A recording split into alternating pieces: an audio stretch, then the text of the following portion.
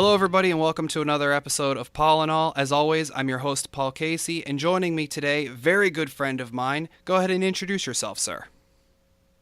Hey, Paul, I'm Zach. Zach is a good friend of mine from my job, which we don't name on the show. We don't name where we work, but very good friend.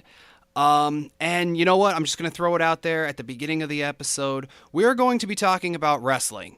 So anybody who's not a fan of professional wrestling, here is your chance right now to tune out. Just leave. Just get out. You're not welcome here. But you're welcome back the next, for the next episode, depending on what that is, because, we need your views and downloads and all those kinds of things. Oh yeah, no, that's fine. But as far as wrestling goes, if you don't appreciate the fine art form that is wrestling, please just go away for a little while. Okay, so now they should be gone. But now, we're going to be talking about wrestling, but we're not going to be doing the traditional, here's what's happening in WWE this week type of thing. Because as much as you and I, Zach, we do enjoy WWE to an extent, hmm we're both kind of into, more indie wrestling, or not necessarily. You like New Japan Pro Wrestling, of course, which is, the second biggest company in the world after I WWE, right? was, yeah, certainly. But even still, other company like WWE, of course, would consider that rather indie versus them, which they are the major thing. Like Yeah, TNA yeah, is it's their probably catch-all the term is indie. right. Like TNA is, probably the second biggest one. Maybe ROH, Ring of Honor, is getting up there, but they're the top two in terms of second place in the US, but they're still considered indie. Of course, the biggest one indie wise that you are a fan of is Lucha Underground, right? Absolutely. Great stuff. Great stuff. And I actually, since we're going to be talking about the Pro Wrestling World Cup, which features wrestlers from all over the world, 8 different countries. I think it's seven different countries, and then there's an other section which hasn't quite been announced yet. What does that even mean? Well, if they're gonna, they have England. The next one is going to be Scotland. They have America, Mexico, Germany, and then I think they're doing one that's maybe they'll have one or two people from, say, China, one or two people from Japan, maybe somebody from South America, and it just kind of fits into the other category. Maybe Okay. maybe Yeah, places you where say wrestling isn't other. so big. Yeah, you say other, and I think like Martians or something. I wasn't quite sure what they were setting up there. That'd be really interesting. I would love to see. I mean, granted, some of the way these guys move, which you don't really get to see in a place like WWE, they move like they are from another planet. People like That's the very true. first match, which we'll get into in a moment, but Will Ospreay, the way he moves, it's almost otherworldly. Right. But the Pro Wrestling World Cup is being because they make it a point to say it's not a WCPW event. What Culture Pro Wrestling, one of the, and here's a little plug for them because I love those guys. One of the fastest growing UK promotions. Anybody who's not into indie wrestling, of course, if you want more, I don't want to say fantasy type stuff, probably Lucha Underground would probably be your best bet because they definitely almost acknowledge that it's not in this universe, right? It's Yeah, to tie into that, I just want to point out that Brian Cage currently has what can only be best described as the Infinity Gauntlet. So yeah, no, you're right. Absolutely. okay. But yeah, so that would be if you want to watch a TV show version of indie wrestling, Lucha Underground would probably be the best. Now available Um, on Netflix, first two seasons. Real yes, quick plug. Yes. yeah. Um, Other, of course, the British indie wrestling scene, which is kind of what I'm into, that's just exploded, as evidenced by the fact that WWE, of course, did their British or the UK World Cup. Um, this Pro Wrestling World Cup is being brought by one of the, like I said, one of the fastest growing things. Other companies from the UK, ICW, Rev Pro, Progress, things like that. Those are ones you'd want to check out. Evolve Pro Wrestling is really great. But So this specific thing, the Pro Wrestling World Cup, it had this card. It's available now on YouTube, What Culture Wrestling's YouTube channel for free. They had 4 qualifying matches, and then was it 4 or 6? Well, 4 qualifying matches, and then 2 more matches after that, where the winner of the 4 matches went up against each other. Then they had other matches thrown in there from some of their regular WCPW guys. And you don't really watch WCPW that often, right, Zach? Like, I'll send you things every once in a while, and we'll trade, like, oh, have you seen this? Did you see that? But you're not really, like, a diehard fan like I am, right? Yeah, correct. I'm familiar with a couple other guys, mostly through the Cruiserweight Classic last summer, but a lot of them are totally new to me. Right. Of course, one of the very first match, Will Ospreay versus Martin Kirby. Martin Kirby, I think, has the best entrance music in all of pro wrestling. Just that video game theme music. I just love it. I want to get it as my ringtone. And Will Ospreay. Well, hold on. Better than Chris Jericho or Vince McMahon? Well, what, Vince McMahon's "No Chance in Hell" thing? Absolutely. That is his personality. That song is his personality. It's perfect. You're right. It absolutely is, but that's not necessarily one that I would want to listen to, like, often. Martin Kirby's, where it's like do do do do do, like I can't even do it justice, but like that, just to me, it makes me want to dance, makes me want to get out pink glow sticks, you know. I don't know. I just think it's really great. Okay, all right. And Will Ospreay, of course, if anyone knows that match from New Japan Pro Wrestling this past summer that kind of set the world on fire, where it was Will Ospreay versus Ricochet.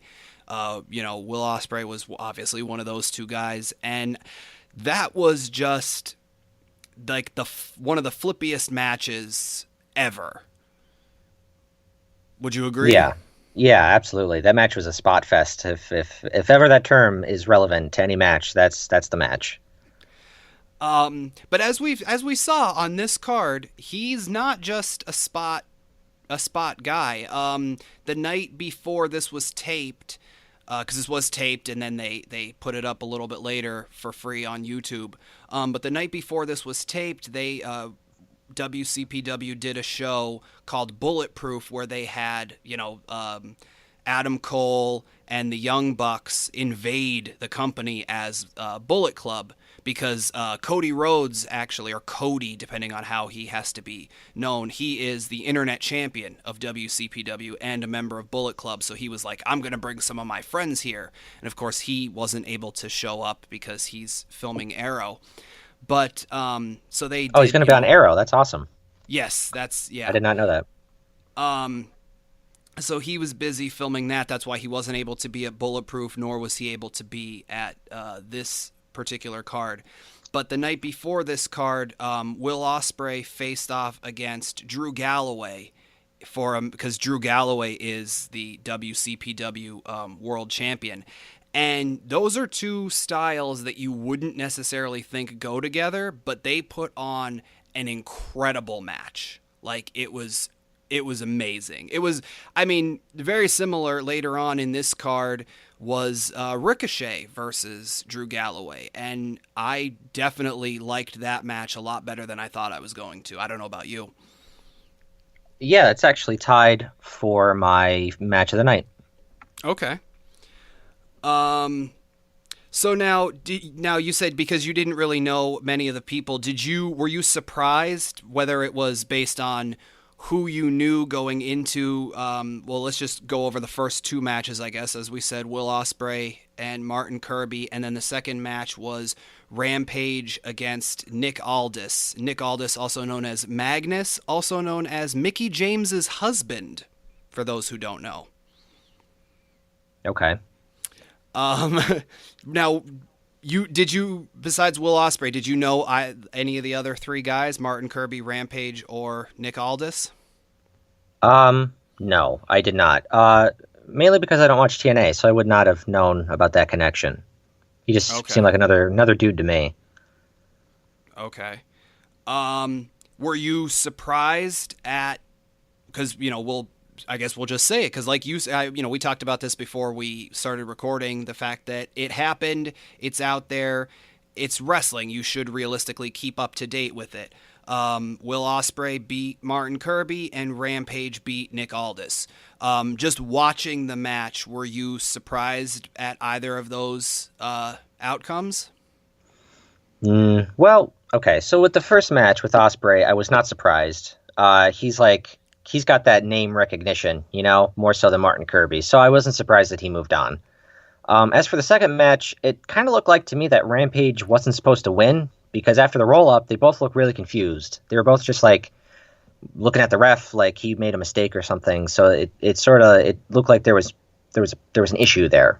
I definitely got that feeling too. Okay, I'm glad I'm not alone in that. Like Rampage, he was part of TNA's British boot camp or something like that, I believe, because Matt Stryker and Dave Bradshaw were the commentators for this. It was supposed to be Matt Stryker and Jim Ross, but sadly Jim Ross's wife passed away, I believe the day before the day of the event.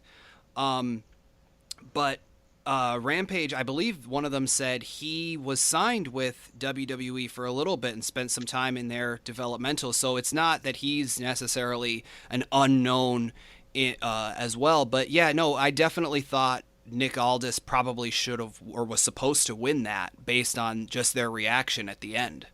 Yeah, but I was okay with it because Rampage's later match with Ospreay was really good. And Rampage definitely impressed me. I like him a lot from what I saw tonight. Now you watch a few of the What Culture Wrestling videos. You said, that's actually one of the things really quick because people, if you listen to this show, you've heard me talk about how I only got back into pro wrestling within the last year or so, and Zach is one of the big influences on that because he would be talking about it at work and things, and I was like, and I'll be completely honest, at a certain point, once I was out of that world, I kind of thought that my dad is very into it still, and he has been longer than I've been alive, and I thought that he was one of the only grown-ups. I never really knew anybody else as an adult who was really into it. I thought that was I mean I knew it's its own little niche thing, but I never really knew anybody. And then knowing Zach, we were friendly beforehand, and of course we've become closer friends. But hearing him and some of the other guys talk about it, I was like, okay, so this is people do still like this wrestling thing. And, talking with him and watching the What Culture videos on YouTube gave me the chance to kind of catch up on stuff that I've missed over the last 10 years or so. But Adam Blampier, who is the main voice of the What Culture Wrestling YouTube channel, now he is the general manager of WCPW, and when it first started out, he was Rampage's manager in their company, and then he turned on him to support Big Damo, who I believe is in NXT now, right? The big Irish guy. Yes, he is. Forget his name though. It's a typical NXT name. It just came out of a name generator. It's a weird name. Okay. But Blampier turned on Rampage to side with Big Damo, and then at some point, one of their first pay-per-views, Rampage fought Adam Blampier in a street fight and just tore him to shreds, put him through a table and everything, and Blampier was out for a little bit. So I totally forgot where I was going with that, though. That tends to happen to me way too much.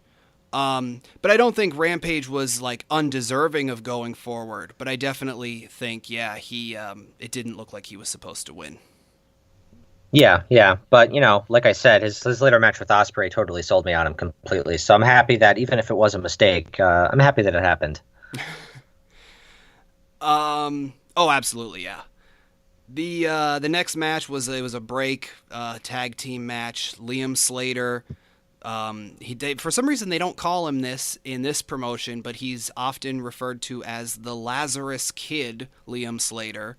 His normal tag team partner, Johnny Moss, who is just like a big hulking man, he's out with an injury, so they teamed him up with this guy, Matt Riddle, who you'll notice doesn't wear shoes, doesn't wear socks, because he's a former MMA fighter. I think he's only been in like the professional wrestling world for about 2 years now.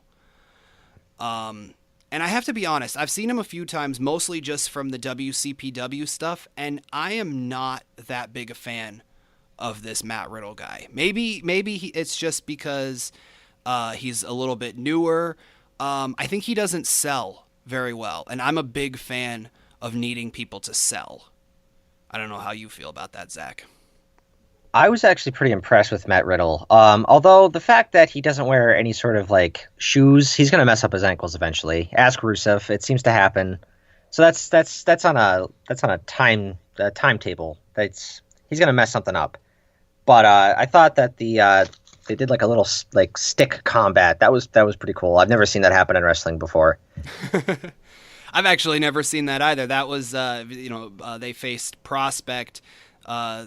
Gracie and Archer. Now, okay, during that match, we got guest commentary from James R. Kennedy, their Prospect's former manager, in the storyline of WCPW. What did you think about James R. Kennedy? I mean, he was all right. He was there to, sell the story. I'm sure there's an ongoing beef between the two sides. I don't know. His commentary didn't stand out to me.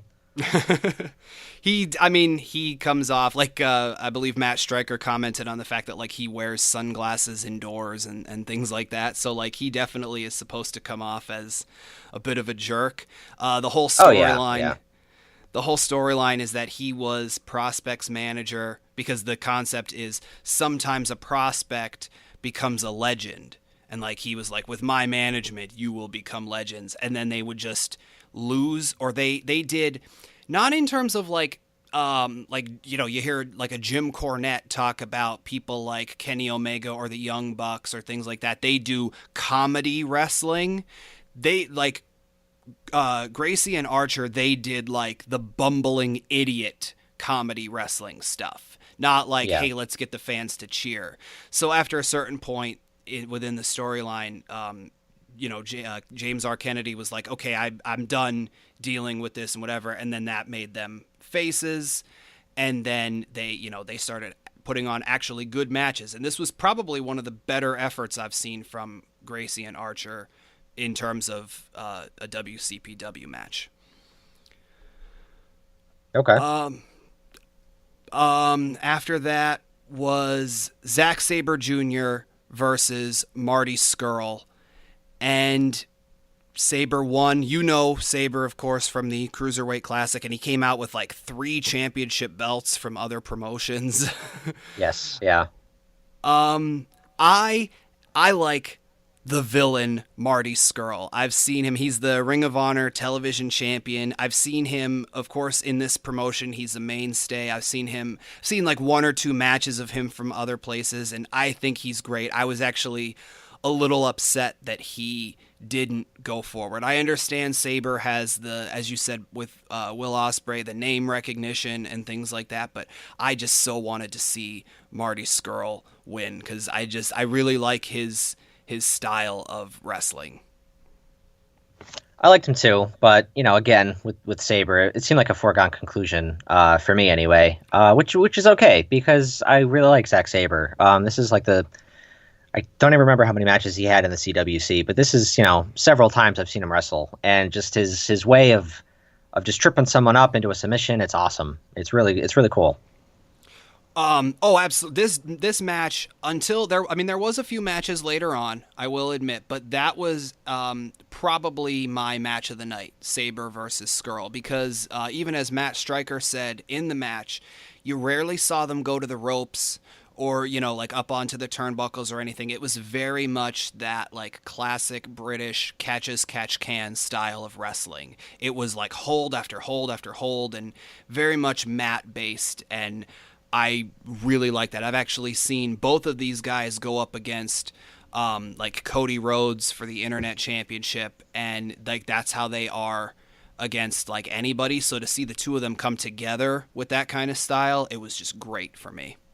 Yeah, that was really cool. I could definitely see myself getting into that British style of wrestling. I don't have much exposure to it.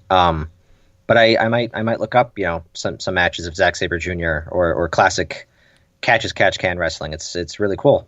Yeah. Um, the match after that was Jimmy Havoc versus Zach Gibson.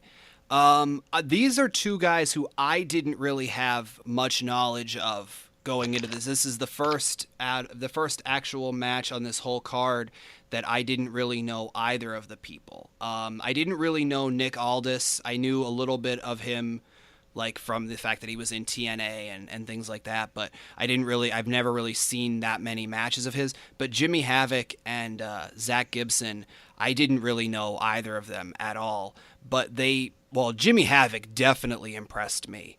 I really like that hardcore style of wrestling. You and I, Zach, we're from Pennsylvania. We know ECW. Like, that's, you know what I mean? Like, I don't think you can really it's difficult to be a wrestling fan, especially, of our age, be a wrestling fan and not be a fan of the classic ECW, you know? Yeah. So his style, I definitely dug that. I was not, and I mean, I understand he was supposed to be the heel, but I was not that sold on Zach Gibson. So I'm definitely glad that Jimmy Havoc went forward. Yeah, I don't honestly even really remember much about the match, and I just watched it a few hours ago. I don't even have any notes on it. It didn't do it for me.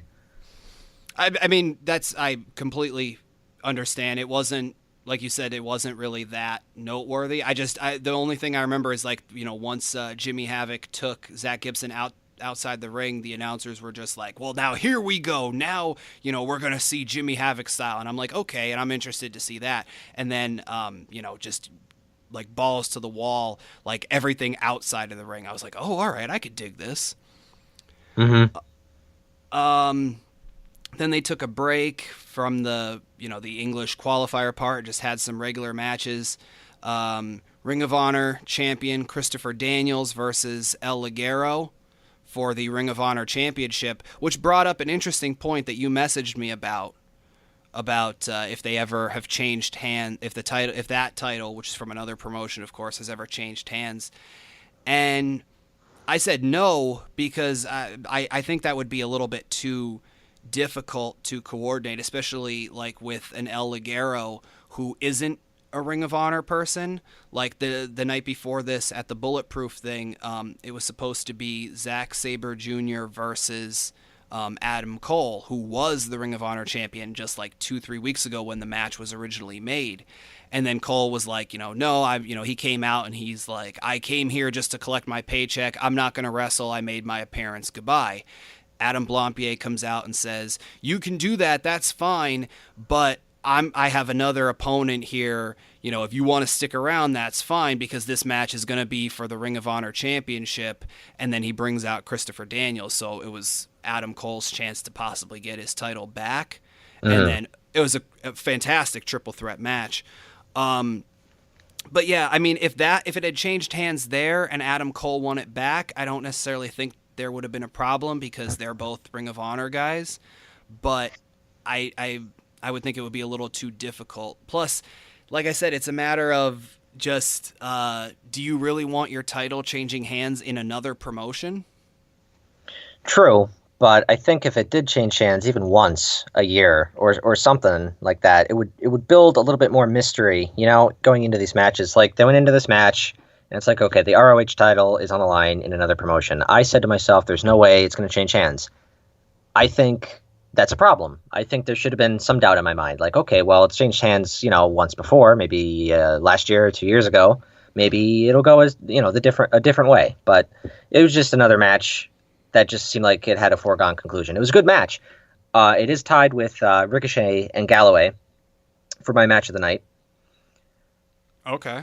Yeah, but, I saw the ending coming.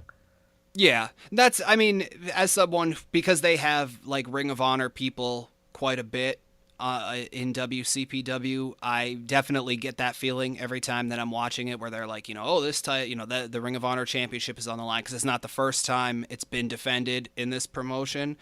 but I definitely get that feeling as well. The way that like Cody Rhodes won the Internet Championship, because El Ligero was the first Internet champion of the company, and then he was going to face Cody Rhodes. And I'm like, okay, Cody Rhodes isn't really a mainstay in the company, so maybe there's the chance that he'll lose. El Ligero is there like almost all the time. So I'm like, okay, maybe there is the chance that Cody Rhodes will lose. Well, about 3 days before at the pay-per-view that took place at, Cody Rhodes won the Global Force, I don't know, one of their weird championships. And then they announced that it was going to be both titles on the line. And that made me go, okay, so Cody Rhodes is going to become the Internet champion because they're not going to put this, one of Jeff Jarrett's company's titles on this person who's not with that company. Right. So I definitely see what you're saying in terms of it seems like a foregone conclusion.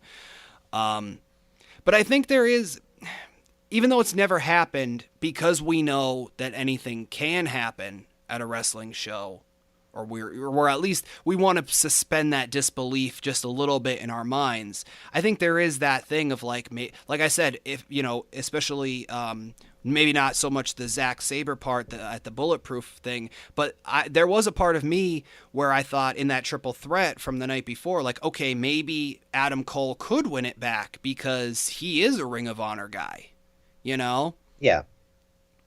Yeah, that's what I'm saying. I'm not saying you need to bend over backwards and try to figure out the logistics of putting in the belt on a guy who doesn't work for the company. Obviously, they're not going to do that. But like, I feel like there's some room to maneuver, like you're saying. Yeah. The following match, you said it was tied for your match of the night: Drew Galloway versus Ricochet. Fantastic match. Now you watched Drew Galloway when he was Drew McIntyre, right? Were you watching at that point? I don't think I was actively watching, but I was keeping, like, I was in the know. Like, I knew who he was. Okay. I was not watching it at that point of WWE, but I've seen him in things like this, and I've seen him in other promotions and things, like now that he's on the independent scene, and he's fantastic. I believe I heard Vince McMahon once called him like the future of the business or something like that. And I can definitely see why. He is a fantastic wrestler. It's odd, though, that, like, Vince McMahon himself considers this man the future of the business, but let him go. Like, that seems weird to me. Yeah. Well, I mean, absolutely one of my favorite wrestlers in the world right now is Cody Rhodes. I think he's putting on fantastic matches. I saw a few things that he did when he was in WWE, but I didn't really see much because he was like just leaving the company when I was kind of just getting back in. But I've seen him like in this promotion. I've seen him wrestle in other things. He was at New Japan's Wrestle Kingdom, I believe, the same night as the Okada match that everybody talked about. Yes. He's in TNA a little bit now. And so, like, I've seen a few things, and he is probably one of my top 3 wrestlers in the world right now. And Vince McMahon let him go. And I believe he said it himself, like, he considered himself to be the quarterback, because I think in his, like, parting thing, he said that where he was in a meeting with Vince and Triple H, and he's just like, you don't bench what should be your starting quarterback, but they didn't see him that way. And I watch him and I go, they are crazy if they did not see him this way. Yeah, they are. But they've done it before. They'll let someone go and then they'll become a journeyman for a few years and they come back and they wind up being better. So maybe it's for the best. Maybe he'll wind up in WWE again and he'll be even better than he was before. Maybe.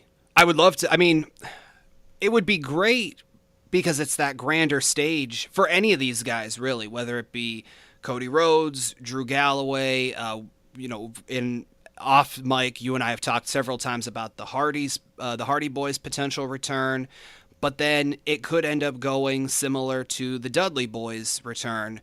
They built themselves as, at least one of them built them, as top guys elsewhere, and then they went back to a gimmick that was like 10 years old because they signed back with Vince, because if it doesn't happen under his watch, it didn't happen. Yeah, I know what you're saying, but the Dudleys, they're Their era was a long time ago. So I'm thinking Vince saw them more as like a novelty nostalgia act. Whereas with Galloway, maybe they'd let him, be something different, something that works, rather than go back to.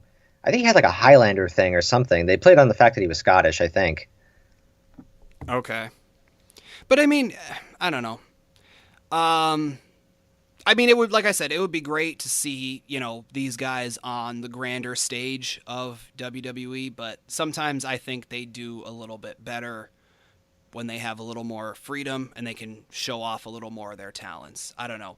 Absolutely. And I think, the guy he faced at this card, Ricochet, the guy he's a superhuman. He's a freak. The stuff that he does. Obviously, I'm more familiar with his stuff as Prince Puma. Spoiler alert, he's Prince Puma in Lucha Underground. And the stuff he does is amazing. If he goes to WWE, I would be surprised if they let him do all the flippy stuff that he does, because it's quote unquote too dangerous. Yeah. Which is funny because I've only seen like a few things from Lucha Underground, but I'm definitely more familiar with him as Ricochet versus Prince Puma.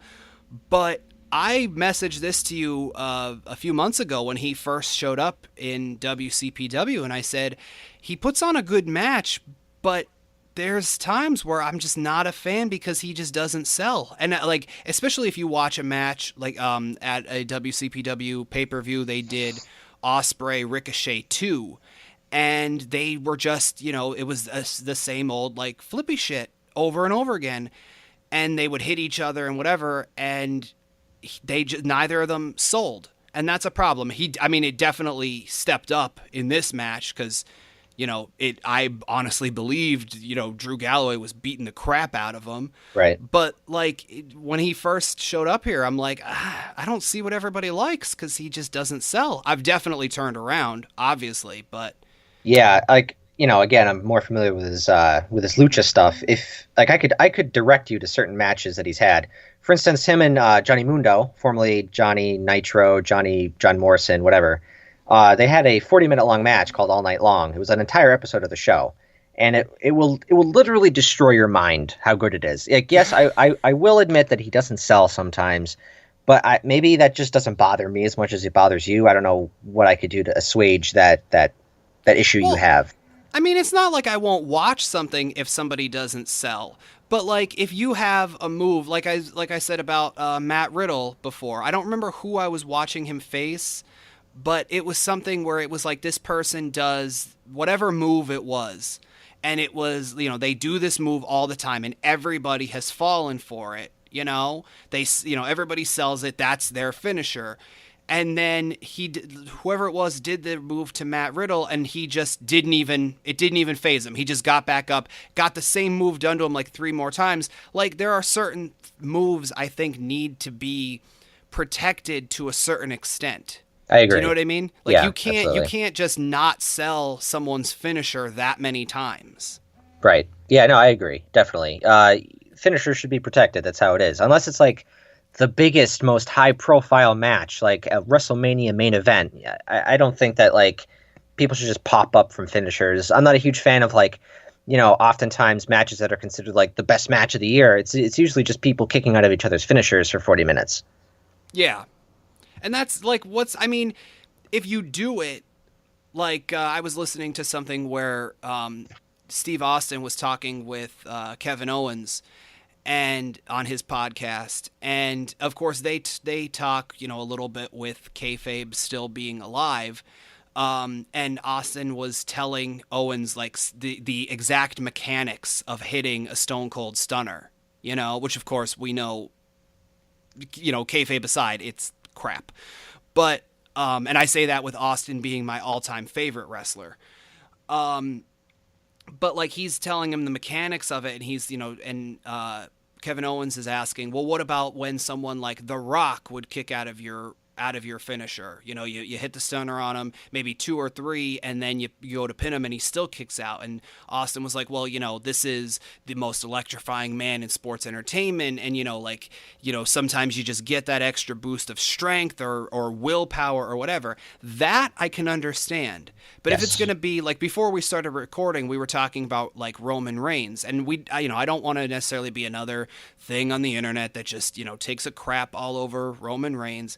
But when he's going up against a powerhouse like Rusev, who I know you love, Zach. Absolutely. Handsome Rusev is one of the greatest in the game today. I stand by that entirely, 100%. I mean, one of the guys from What Culture on their article side and their video side, they started the Save Rusev hashtag because he just seems to be getting buried. And I tweet out Save Rusev every so often because I agree he's very good. He should be further up on the card. I just want to point out, WrestleMania 31, he rode to the ring in a goddamn tank, okay? And then now he's just like not doing anything at all. Also, he's still TV champion. Don't think I've forgotten about that. Okay, so now I've heard this story once or twice. Can you explain it one more time? I believe it was at last year's Royal Rumble when the League of Nations was still a thing.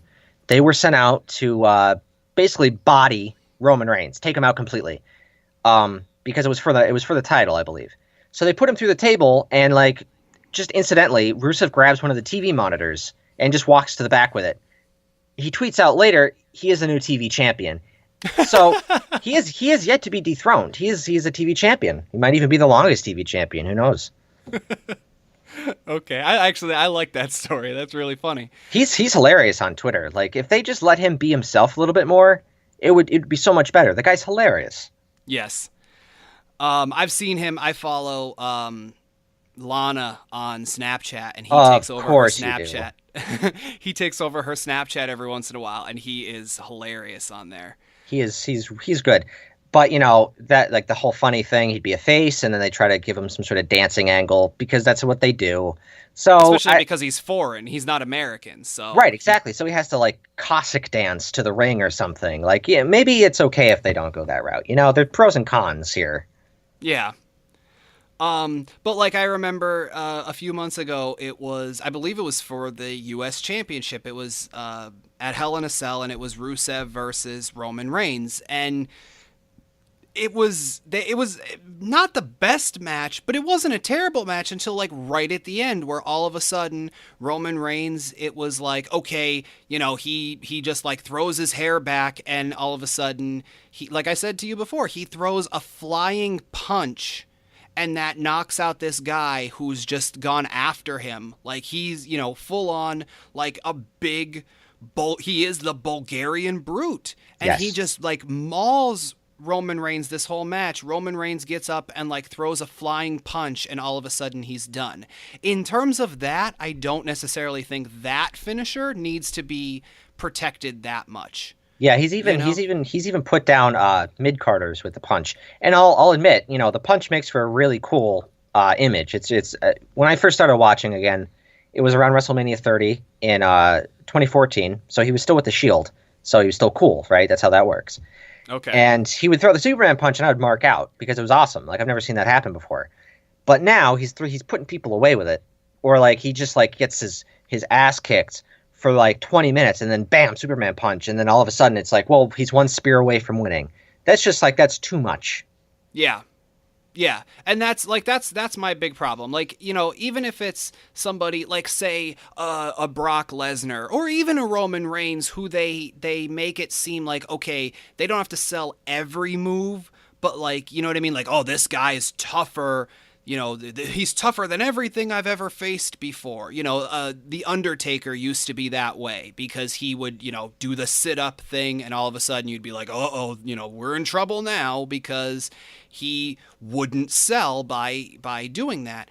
And that's fine, but to do it for like every move or multiple times on the same finishing move, like that just bugs me. And that was, like I said, with Ricochet at first, the few things I've seen of that Matt Riddle, that's my biggest issue there. Okay, yeah, I could see that being an issue. The next match was Will Ospreay and here's where you're gonna go mad. He beat Rampage to move on. And I just have to say, before we talk about anything in this match, the smack to the face that Rampage gave Will Ospreay, oh my God. That made me very happy. I'm sitting here and I like my jaw dropped at that moment because that was powerful. Yeah, well, you know what made my jaw drop? When Rampage took little tiny Will Ospreay by his little tiny legs and just threw him into the barricade like 20 times head first. That was awesome. That's when I'm like, you know what? Rampage is my guy. Absolutely. And that's one of the things that I like. He did they were doing a best of 7 series, and actually he won, and he now has a shot at some point for their world championship against presumably Drew Galloway if he's still the champion.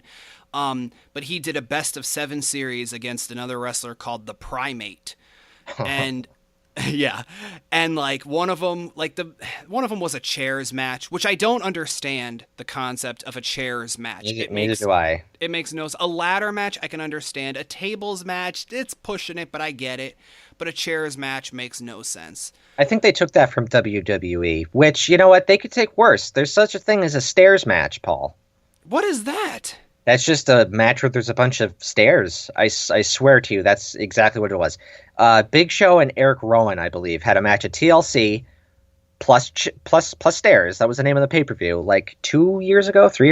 It was awful, of course. It sounds awful. They didn't do it again, which I guess even they realized it was awful.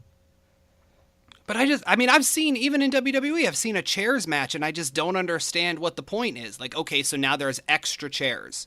Yeah. So what? Just make it a no holds barred or a hardcore, whatever the term is, whatever they want to use. A street fight. Make it a street fight. Yeah. And that's the thing is, like, with this best of 7 series that Rampage had, he had, and I mean, like, you know, like you said, Will Ospreay is rather tiny. The Primate is like a guy very similar in size to Rampage. So like the two of them were just like brawling all over the place. They had a street fight. They had a boiler room brawl at where What Culture is, like, where they write their articles and stuff. They call it What Culture Towers, where they're based out of. Like, they lock down the whole building, quote unquote, and they let them have a match in like the entirety of the building. There was a few others, but I think one of them was like a chain match, and they both like broke the chain from each other's wrists because like that's how strong these guys are, you know. And then they could just use the chain as like a weapon. Real quick, is any of this stuff on YouTube? Because this sounds awesome. Some of it might be. WCPW has its own channel on YouTube. Sometimes they'll put some matches up there. Anybody can feel free to check that out. Zach, I will definitely look for them and send them to you if I see them. If not, I pay for their service, so maybe one day I will have to come over and show you some stuff, which, of course, you know, for legal purposes, of course, folks, this means that will make me convince Zach to maybe get their thing itself. It's not like I'm doing anything illegal, of course. Right, yes. Yeah. But yeah, no, they were great, but they were just like brawls. So like to see Rampage go up against someone like Will Ospreay, it was pretty great because as much as I like sometimes, you know, Will Ospreay does like the flying, you know, all these flying things, to see Rampage just like you said, like throw him into the barricade multiple times was just great. Yeah, I marked out a little bit. I'm ashamed of it, but I marked out. I don't think there's a problem with marking out. That's kind of the whole point of the you know what I mean? The suspension of disbelief and to have those mark out moments, as I call them, you know? Yeah, you're right. And of course, the controversial finish to the match, Will Ospreay beating Rampage. Now, of course, I like Will Ospreay's girlfriend, Bea Priestley. I think she's very funny as a heel. She has done a fantastic job in this company. I've seen things from her in other companies. I think she's, you know, one of those like on the rise female wrestlers. I don't think in a tournament like this there should be you wouldn't really call this a dusty finish, right? That wouldn't apply here. Right. Because that's no, but like a disc or a cheating, like a cheat finish. I don't in a tournament like this. I don't think there Yeah. should be that. Yeah, I was kind of bummed out. That kind of made me dislike Saber a little bit as a character. As a wrestler, he's great, but as a character, I mean, maybe that's doing what it's supposed to do. I'm supposed to dislike him. He's a heel, apparently. So, but Yeah, yeah, the cheating Osprey, the cheating right? was kind of lame. Yeah. Like I said before we started recording, him and Saber both tiny little Englishmen. It's difficult for me to tell them apart sometimes. I'm sorry. And Um, tiny is a relative term because they're probably like 6 foot. So whatever. but speaking of Saber, of course, he had the very next match. By the way, really quickly though, how did you? I could not stop laughing, and I don't know if it was planned or not. But when B Priestley was trying to pull Will Ospreay to the back after that match, when they were up on the stage, and like he just wouldn't move, I just got a kick out of that. I don't know if you paid attention to that part or not. I didn't notice. Okay. Why didn't he move? He was just like he was because he was supposed to be like beaten down and like I mean she's tough but she's like not necessarily like pick him up and like drag him places, and she was just like try like by his arm she was just trying to pull him up the stage, and Okay. it wasn't really working that well. Okay, I gotcha. But the very last match of the English qualifier, not of the card itself, Zack Sabre Jr. defeated Jimmy Havoc. And I said before, I really like Zack Sabre Jr. I like his style of wrestling. I really like Jimmy Havoc's style of wrestling. I don't necessarily think these two went that well together, though. Yeah, this is another match where I just sort of, I watched it, but I wasn't completely mentally aware of it. I don't even have any notes for this one either. It did what it had to do. Saber moved on. Yeah. And I think, I mean, realistically, even if he had faced that Zach Gibson guy, I don't think it would have been any better because as much as like in my heart I really wanted Martin Kirby to go forward because I've seen what he's done in WCPW. I've seen some things of him in a few other promotions. I think he's very funny. I think he does some comedy stuff when he's wrestling, but then when he actually gets it, like he did the poke to the eyes, like that kind of stuff. But I think that he should have been the logical choice to move forward more than Will Ospreay because as much as you said like Will Ospreay had the name recognition, I think someone like a Martin Kirby, again going way back to the beginning of the card, I think they could have used this to catapult him to that next level. Yeah, I agree. But so like that was the thing with this Zack Sabre Jr. Like I mean, looking at it, now when I'm Rampage relatively known, Nick Aldis relatively known, so that was one of those could have gone either way. But looking at it now, like it's definitely like okay, yeah, that makes the most sense that Will Ospreay and Zack Sabre Jr. would be the two going forward because they are probably the best two known names out of all of these guys from the British from the English qualifier. Yeah, going back to foregone conclusions, it seemed like that's what they were setting up was Osprey and Saber, which will be a good match, for what it is. Yeah. And then the final match of the night, the 8-man tag team match. Ugh. As I said, Cody Rhodes couldn't be there, so they brought in WCPW mainstay Gabriel Kidd, who, as the announcers pointed out, he has yet to have a victory in this promotion. He's wrestled from the very beginning. He was on the very first card they ever put on almost a year ago, and he has not won a single match in this promotion yet. So, of He's course, kind of got like an opposite Undertaker thing going. I like it. yeah. But so, of course, put him with the Bullet Club. Like, what sense does that make? That just screams like, God, Cody's not here. What do we do?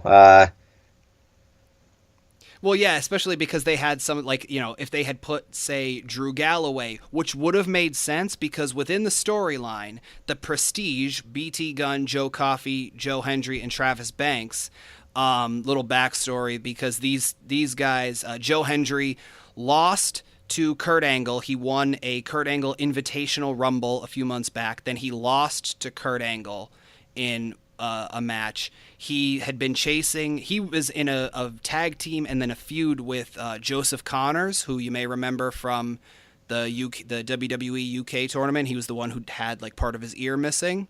Yeah, that does ring a bell.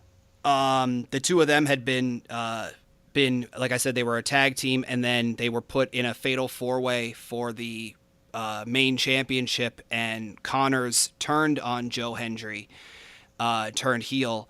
And then, of course, they couldn't really continue the feud because Connors was signed by WWE, and then, all these things. And Joe Hendry eventually, like, he got sick of, like, getting constantly beaten down. And him and Drew Galloway had a feud because Drew Galloway was like, you're great, you're a fantastic wrestler, you can, and it, like, I can't quote it exactly, but it was something along the lines of like, you would make the great, a great face for a company, a great champion, but as long as Drew Galloway is here, that'll never happen.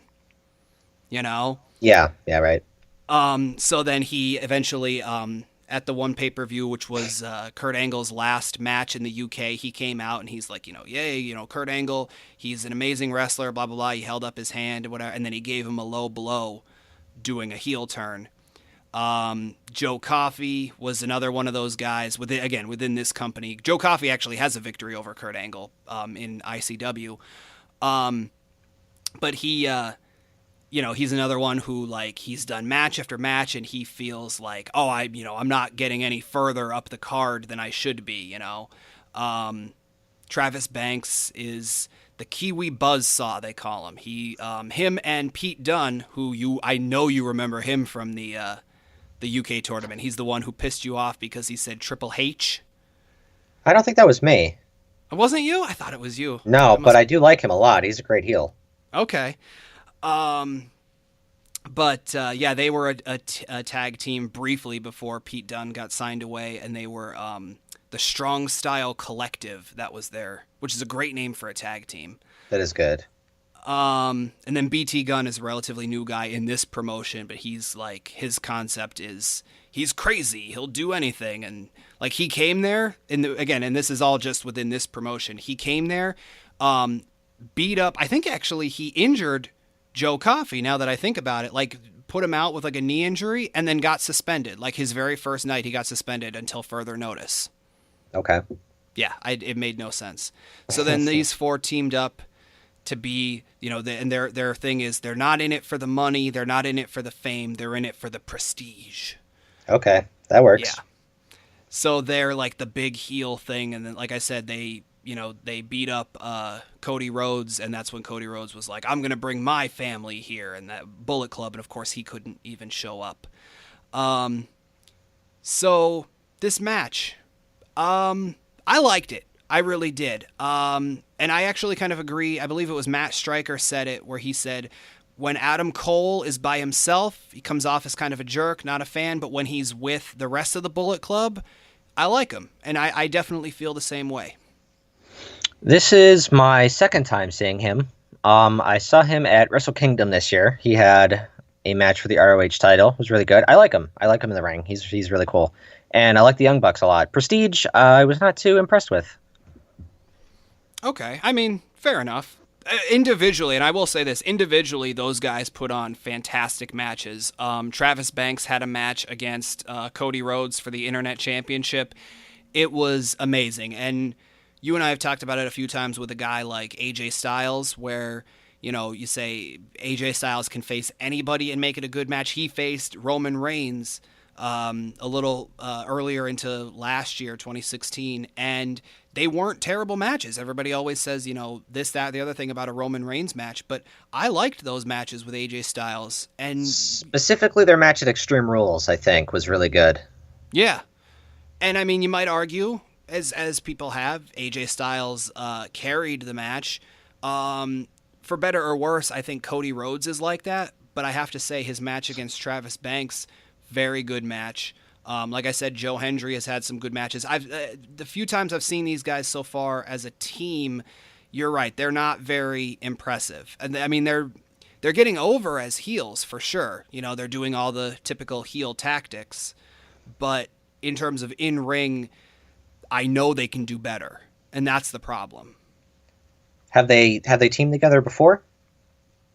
These four, like as a group, they haven't been like, they haven't done like a four, an 8-man tag like this. They've done where it's like two of them and then like the other two will come out, or one of them has a match and then at the end they all come out and it'll be like a dusty finish type thing.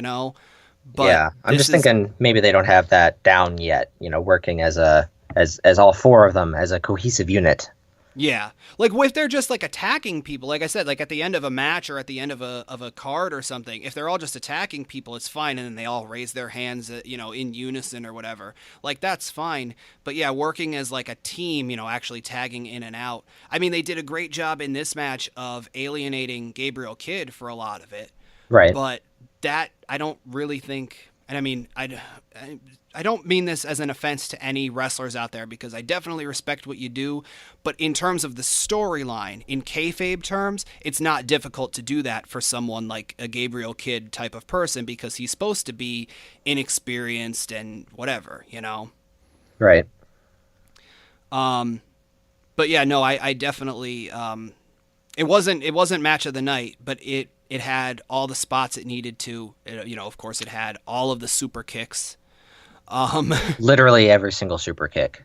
Yeah. Shawn Michaels was at home and didn't know why, but he had like a tingling going on in the back of his head.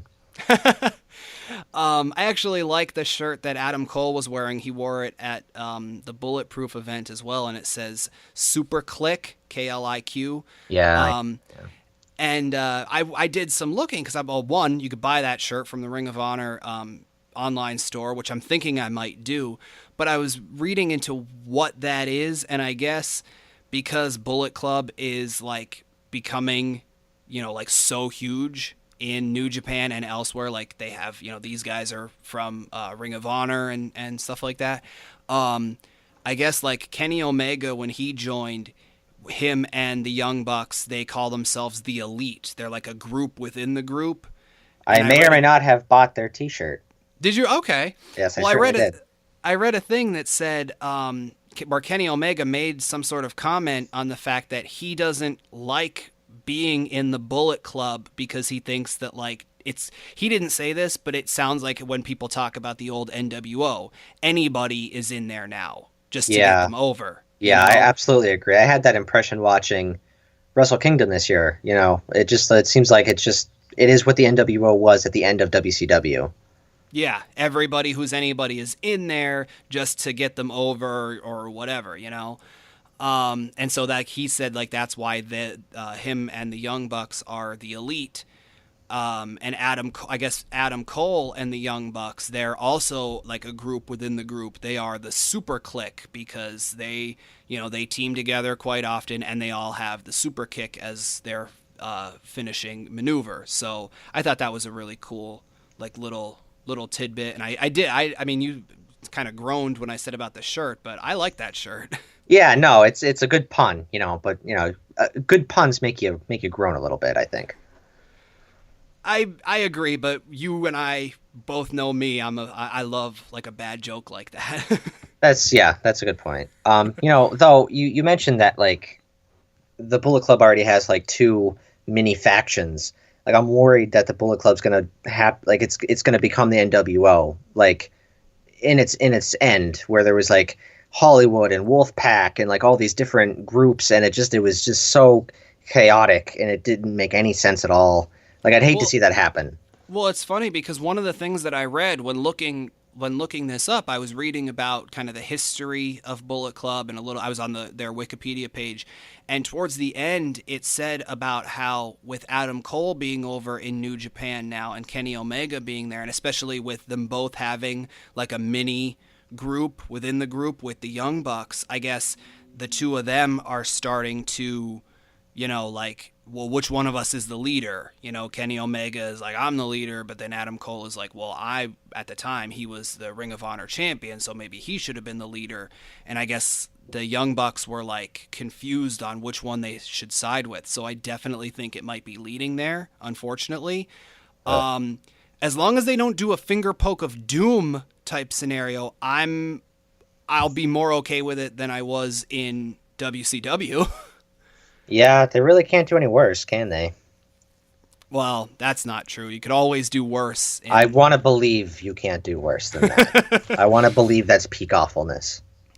But we know the wacky world of wrestling, there can always be worse. Yeah, I guess you're right.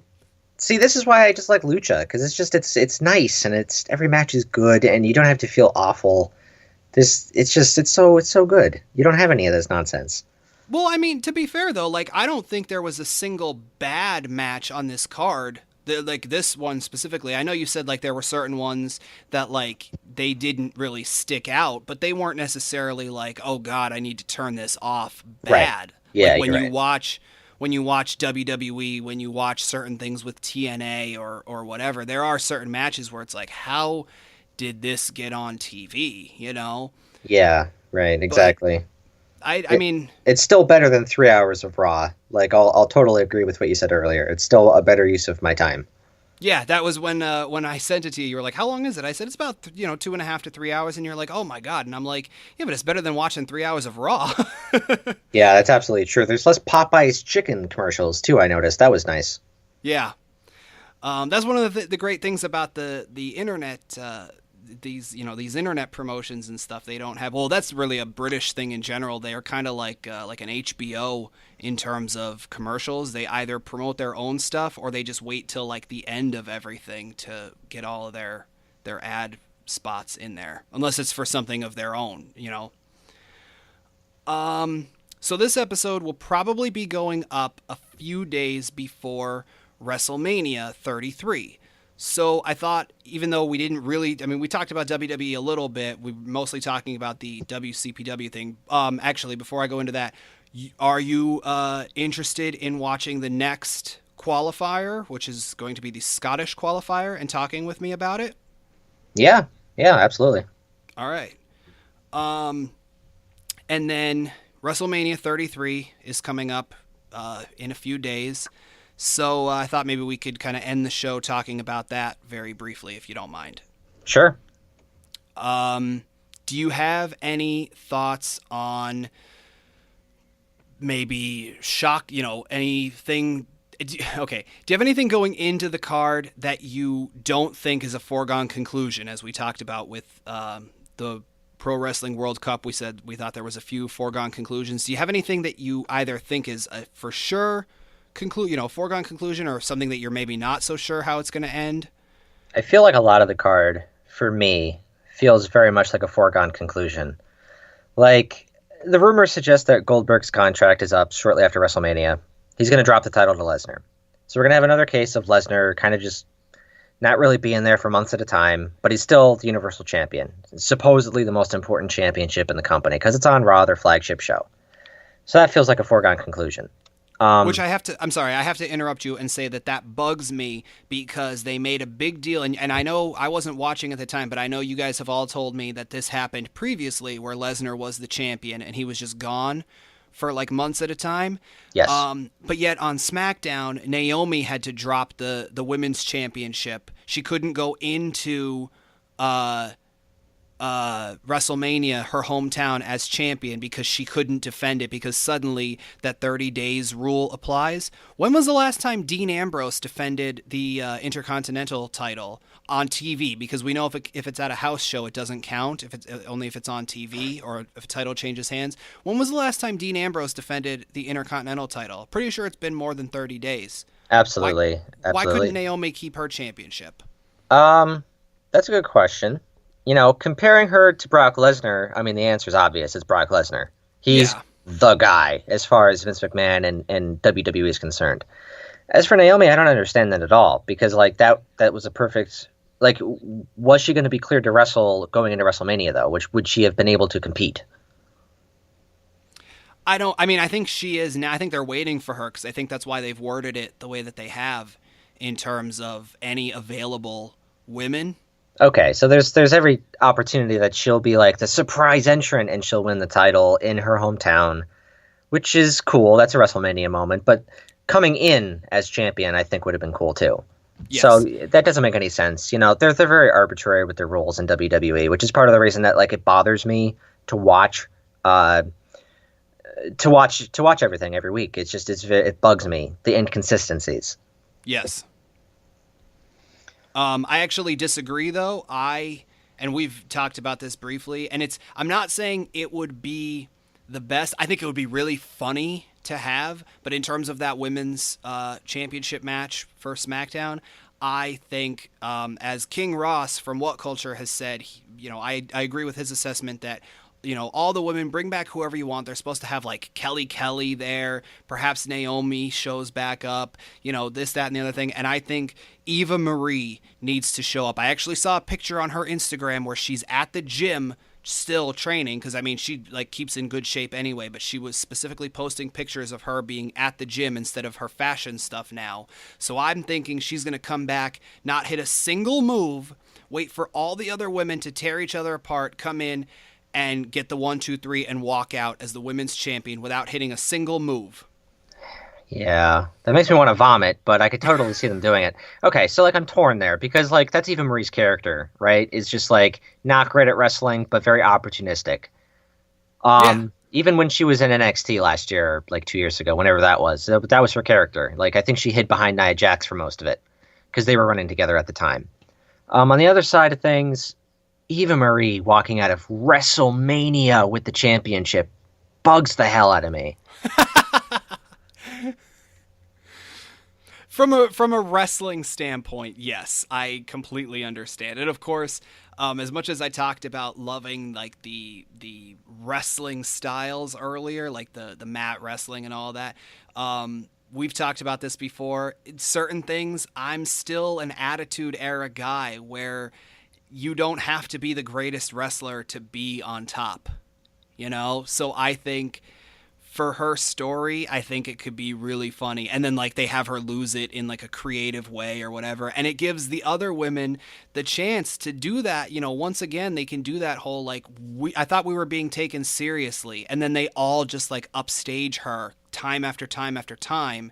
And until finally, for whatever reason, she has to lose the title, but it gets people talking, which I think is what you want out of a WrestleMania moment, right? Yeah, that's true. Which is why, I could totally see them doing it. As long as they're meta about it, like they were when she showed up in NXT again, they were very meta about the fact that like she couldn't really wrestle like the rest of them because she showed up.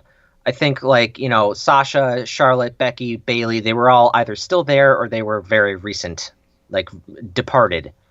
So you had like the four horsewomen, and then you had Eva Marie. So they acknowledged the fact that there was definitely a huge gap there in terms of talent. So if they keep that going, I mean, sure, put the belt on her. But if they're going to try to make it sound like she's the best ever, that's not cool because that's not true. It actually you're right. But it actually brings me to another thing that I was talking with our friend Brian about, how we remember this whole Emma to Emmalina, now back to Emma thing, because for whatever reason, the backstage talk is that whatever the character they wanted to have her be was like a throwback to like a Sable-like character, but she couldn't get it down for whatever reason. It's because she's a good wrestler, okay? Why wouldn't they just have Eva Marie do that? That makes the most sense to me because... Yeah, that's true. Yeah, but then there you go talking sense again. That's your problem. Yeah, I guess. But with Emma, on the subject of Emma, she is amazing. She's awesome. So when they started doing those vignettes for Emmalina, I cringed because I'm like, why mess with that? She comes out in aviators and little tiny half gloves, and she just stomps the hell out of people. That's awesome. Why mess with that? It works. And then then they're like, oh, she's going back to Emma, and I'm like, okay, yeah, that was a total waste of like several months, but that's fine. Just bring her back, and she still has yet to show up. Like, I'd love to know what they're actually doing with her. Like, she's cleared to wrestle. Well, it's funny because I also follow, because I follow a few WWE people on Snapchat, and I follow Summer Rae. That's not really her real name. I don't remember because she uses her real name on Snapchat. But I follow her, and she's still out with like a shoulder injury or something. But she was just at the Performance Center down in Florida like the other day training because she wants to come back. And I read a thing where even though she was drafted to Raw because of this whole wording of any available women, I guess they might want to put her and Emma in the women's... I'm guessing it's going to be like a battle royal match for your girl Alexa Bliss's SmackDown Women's Championship? If they get to stay on SmackDown, that's good because SmackDown has the superior women's division. Awesome. If it's just like for a one-off, then it's another one of those foregone conclusions. You're like, okay, obviously Emma, Summer Rae, you're just there to fill a spot, you know. Yeah, then it becomes like at was it WrestleMania 17? And I think they did it at a few others. It was like the gimmick battle royal thing just to fill time. Yeah, exactly. And I would hate to see that because Summer Rae and Emma, they're both very talented. You know, they deserve better than that. And you know, speaking of this match, I'm wondering, is it going to be on the pre-show? You know, because like that alone, I feel is an insult. Yeah, no, I absolutely agree. And that's the problem is like why I don't understand, especially you don't have like a Sunday Night Heat anymore, which was free on TV, and then, you know, you'd have to change the channel to the pay-per-view channel or whatever, and it would continue. But like why don't they just for a WrestleMania it's like 19 hours anyway. Why do you then have to be like, oh, here's all these hours, but then there's still 2 hours that we designate as pre-show? Just say the show was a little bit longer. Well, the thing is, they could say that because, like, if you look in the stands for those first couple matches, there's nobody there because they're just letting people in. So not only do those people not get to go on the actual show of WrestleMania, they're wrestling in front of a small, tiny little townhouse crowd compared to the 100,000 people that are going to be there for like the proper card. It just feels insulting. Like the SmackDown tag team match, I think, is going to be on the pre-show as well, and that's they have a great tag team division, you know. So that's just a huge waste of talent. I think they have a great tag team division on SmackDown, but I don't think they know what to do with anybody because it's just constantly. Correct. It's just back and forth, the Usos and American Alpha. And I know, American Alpha, they are your team. We watched them. The first thing that I watched back into wrestling was the NXT before WrestleMania last year. So actually, by the time this goes up, it'll be about a year since I've been back into wrestling. So that's kind of cool. And it's very fitting that it's you on this episode then. Yeah. But they were, I think, one of the first matches. I think they were maybe even the first match at that NXT show last year. And you were just like marking out the entire time. You're like, these guys are amazing. they do some Kurt Angle shit, man. Like, it's awesome. Like, Jason Jordan, you haven't even seen the stuff this man can do. I've seen him German suplex people over the top rope, just one after the other, after the other, after the other. Like, it's nothing. The guy's a freak. And Gable is this technical mastermind. So the fact that they're just not being used correctly, and they're not even getting over with the crowds like they were in NXT. I have no idea what's happening with them, and it bothers me. I bought their T-shirt, Paul. So wear it. Go out and tell people, like, hey, American Alpha, you know, you got to start cheering for them. I mean, who knows? With Kurt Angle coming back, even being teased for the Raw GM role, maybe they'll make reference to the fact that, like, they're similar. They are the new Team Angle, right? Like, that's pretty much what they are. That's exactly what they are. I mean, they're more reminiscent for me of the Steiner brothers back before Scott Steiner went crazy. They even like they call reference to that with their singlets. They're very old school, very early 90s. But in terms of like a more contemporary comparison, yeah, them and Team Angle, just I would love to see that match personally. And Shelton Benjamin's supposed to come back at some point, I think. Yeah, for like a year now. Yeah, it's when they first did the brand extension. They did an advertisement for him, and then he got hurt, I think. Yeah. Trying to think what other matches are there. Of course, we said Lesnar's probably going to win. The women's, the Raw women's match is that now? It's a fatal 4-way now, right? It's 3 of the 4 horsewomen and Nia Jax. Yeah. Okay. I mean, and you know, leading up to the months before Bayley won the title on a random episode of Raw, I would say that Bayley's a smart choice there. She's the biggest, most over babyface to have right now, and her winning at WrestleMania would be, oh my god, amazing. And they totally just they just blew that into the wind. They have already done that, so that's not really a foregone conclusion. So that's actually one of the matches I'm interested in seeing. I think we've talked about this countless times. Charlotte's pay-per-view streak should not have ended on a throwaway pay-per-view. It should have been Bayley winning the title, not retaining the title, but winning the title at WrestleMania, beating Charlotte to break her streak. That would have been like 3 WrestleMania moments in one. Yeah, but maybe they thought that was too obvious. Maybe they were trying to throw us a curveball, you know? Yeah, I would have much rather the obvious choice. That's true. That's one instance where, like, okay, I know what's going to happen, but that's totally fine with me. I think that it's going to be Sasha Banks with a heel turn. I hope so. I think she's much better as a heel. Her mannerisms are very heel-like.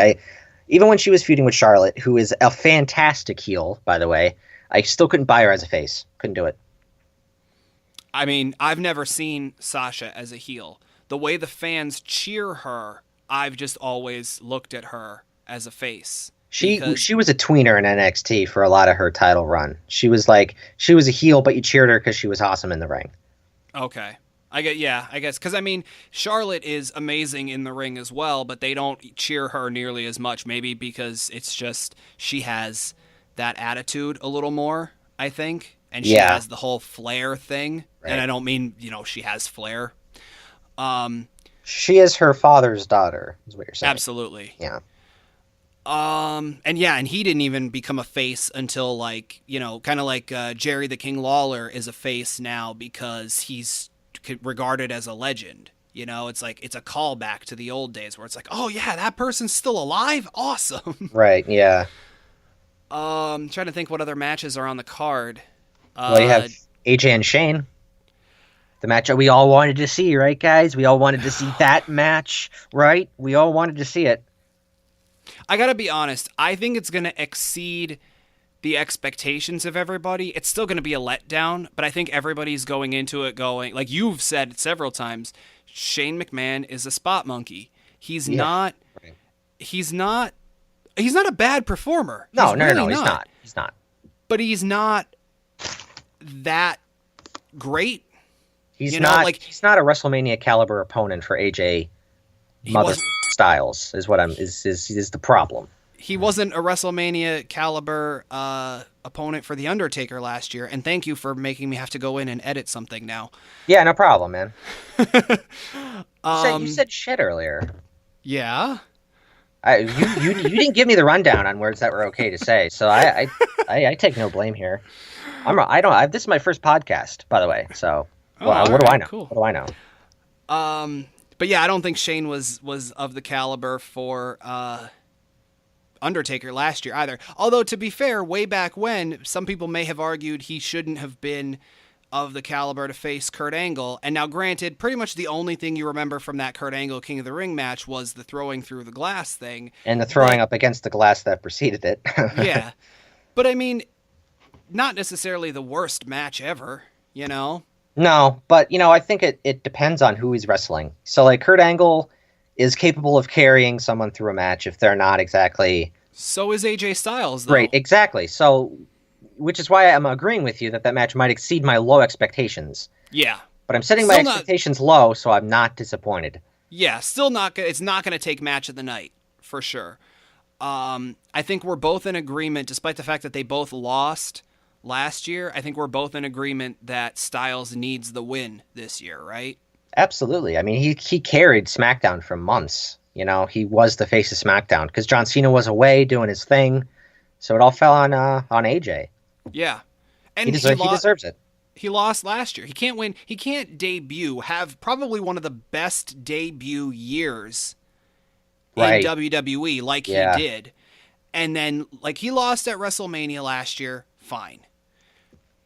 I could take that. But if he loses a second year, that's going to make me go insane.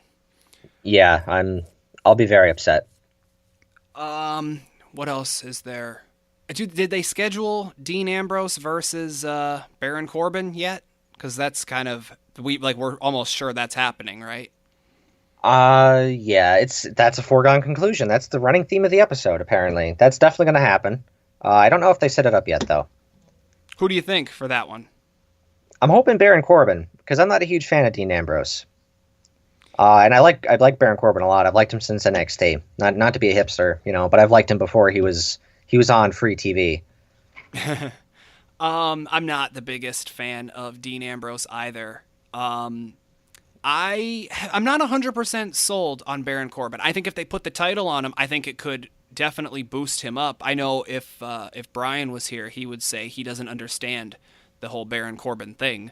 But I definitely I see things in there, especially over the last few months since since he goes on talking smack every so often, and he's just like, I deserve to be better, and he's like, I'm gonna keep being better. And you see that, if you're watching clips of stuff, and granted their editing department is great to make you think one thing versus what actually happened, Right. but he has gotten a lot better than when I first saw him last year. I believe he won. That's when he won the Battle Royal, right? The Andre the Giant Battle Royal. Correct. Yeah. And I believe the first match I saw him in was against Bull Dempsey on one of the NXT takeovers. I forget the subtitle.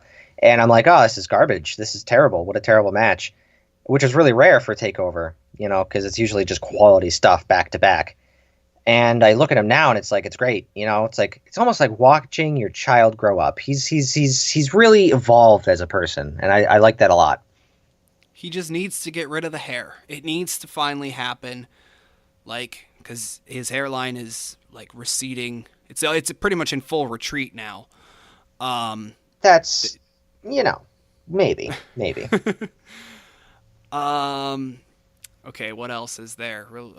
Really quick. The mixed tag match: John Cena and Nikki Bella versus Miz and Maurice. I mean, that's another foregone conclusion, right? Cena's going to win, and he's going to go off and do another show. I think I heard a rumor that Nikki was looking to leave for some length of time. So, and they're the power couple. They've never had a WrestleMania moment together. It seems like it writes itself. Yeah, I mean, it would help the Miz further if he if he loses, then he has something to whine about for the next 6 to 10 months or whatever until Cena comes back, if he comes back. Right. Because I heard that he might be almost done for the rest of the year, probably right up until Royal Rumble next year or something like that. Really? Yeah. I don't know if I believe that.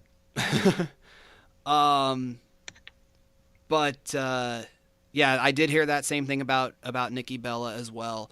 But I think if he won, okay, this is just what I think should happen. I think Miz and Maurice should win. No matter, even if it's through cheating, then Right. Miz has something to gloat about. Correct. Right. For the next, however long. And Maurice is apparently going back into the active women's division, so a win would definitely help propel her to relevance. Yeah. And then they need to somehow turn someone like an AJ Styles, for example, face, because I think that needs to happen. He's a very good face. And then that, then they have the thing of I beat John Cena when no one else, Styles is like, I have, victories over John Cena and no one else thought that could happen. And then Miz is like, well, I beat him at WrestleMania. All you did was beat Shane McMahon or whatever. And then you lost to Chris Jericho before that, Right. And then they could feud over that. They could feud over the title, because Miz totally deserves to be back in the world title scene with the performance he's given over the last year. Absolutely. I mean, maybe, we haven't planned it out beat for beat, but that's exactly what should happen. Miz is a great heel. Probably the top heel in the entire company right now. Absolutely agree. So he needs to get back. When he was Intercontinental Champion, it was great. When he kind of went back and forth with it a little bit, that wasn't so great. But, for his, never-ending, or never losing streak or whatever he had, constantly winning the title. I don't know what he called it, but that was great. I think he definitely needs to be back in the world title picture. Obviously their world title is the match that we keep forgetting. Randy Orton versus Bray Wyatt. Man, I really need Bray Wyatt to win, because that guy deserves a big WrestleMania win, because he's been such a loser for so long, and it's not fair, because he has one of the coolest characters. And honestly, Randy Orton doesn't do it for me. He never has. I don't find him interesting.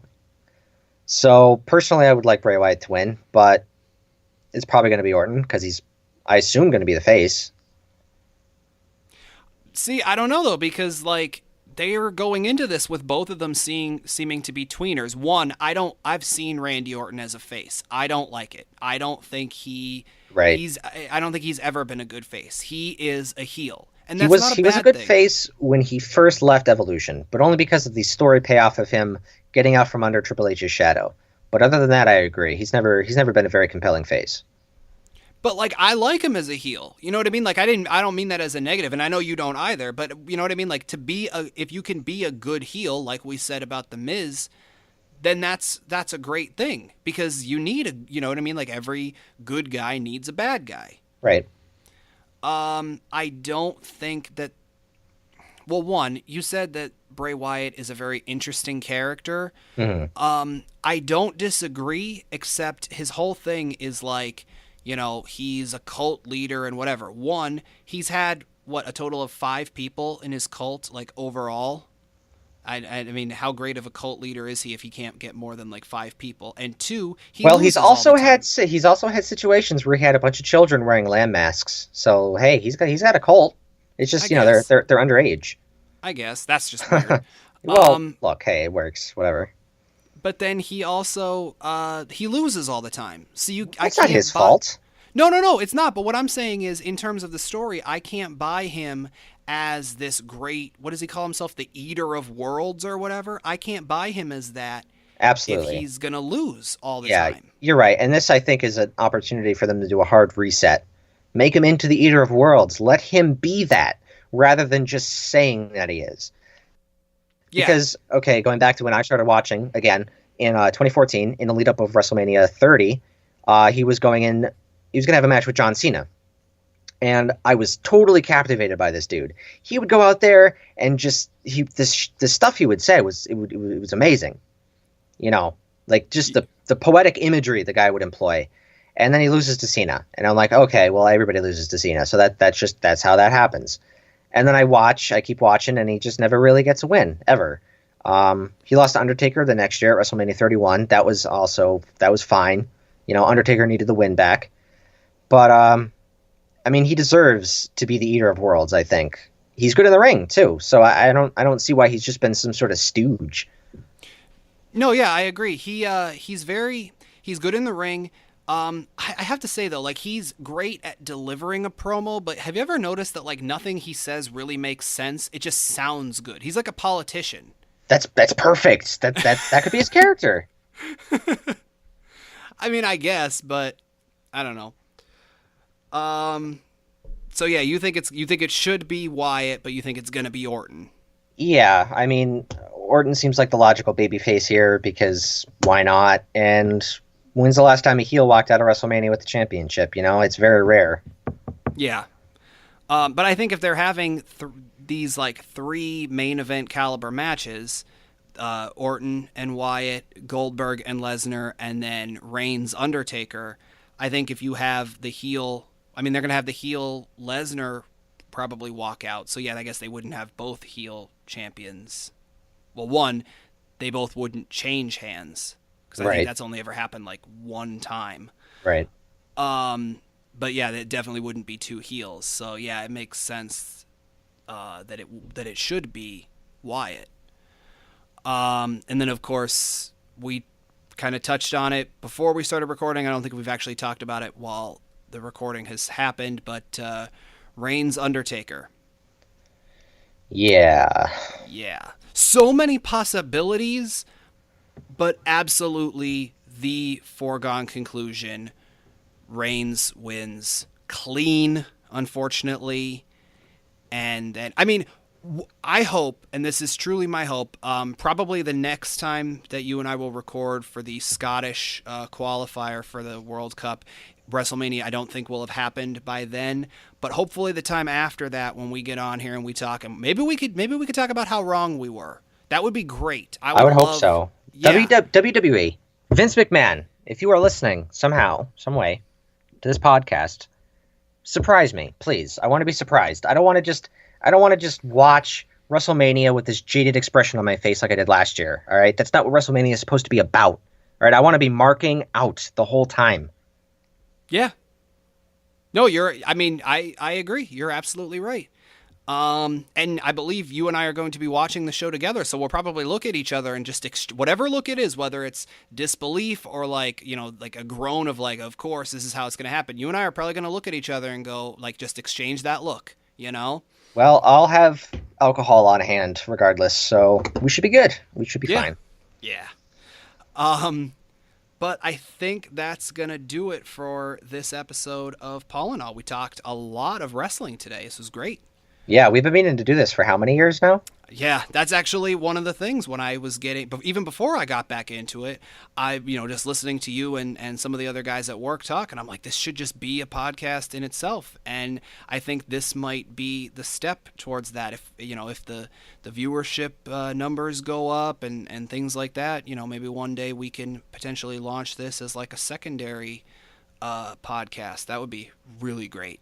Yeah, I mean, I watch enough wrestling. I read enough wrestling. I talk enough wrestling. I might as well, record it. Yeah.